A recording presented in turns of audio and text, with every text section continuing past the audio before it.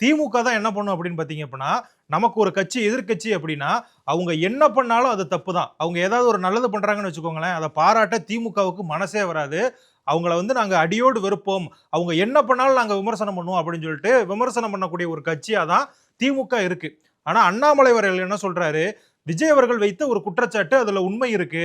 அத நாங்க ஒப்புக்கொள்கிறோம். விஜய் அவர்கள் சொன்னது சரிதான். அதனால அத வரவேற்கிறேன் அப்படின்னு சொல்றாரு. அப்ப அண்ணாமலை அவர்கள் என்ன சொல்லணும் அப்படின்னு சொல்லிட்டு திமுக காரங்க எதிர்பார்க்கறாங்க. முதல்வர் அவர்கள் மேல தப்பே கிடையாது. விஜய் அவர்கள் சொன்னது எல்லாமே பொய்யி. விஜய் வந்து அரசியலுக்காக இப்படி பேசுறாரு அப்படின்னு சொல்லி அண்ணாமலை அவர்கள் பேசுவாரு அப்படின்னு சொல்லிட்டு திமுக காரங்க எதிர்பார்க்கறாங்களா? அப்படி யாராவது பேசினா உங்க கூட்டணி கட்சிகள்லாம் இருக்குல்ல, அவங்க தான் அப்படி எல்லாம் பேசுவாங்க. அவங்க பேசுறது எல்லாமே உண்மை. மற்ற கூட்டணி கட்சிகள் உங்களை நோக்கி ஏதாவது ஒரு குற்றச்சாட்டை வச்சா அது பொய்யி. மற்றவங்க எல்லாருமே உள்நோக்கத்தோட செயல்படுறாங்க. பாஜகவுக்கு அதிமுக அடிமையாயிருச்சு. பாஜகவோட பி டீம் தமிழக வெற்றி கழகம் இப்படிங்கிற மாதிரி தேவையில்லாத கருத்துக்களையும் திமுகவுக்கு ஆதரவான ஒரு நரேட்டிவையும் செட் பண்ணி இணையத்துல வைரல் ஆக்கிக்கிட்டு இருக்காங்க.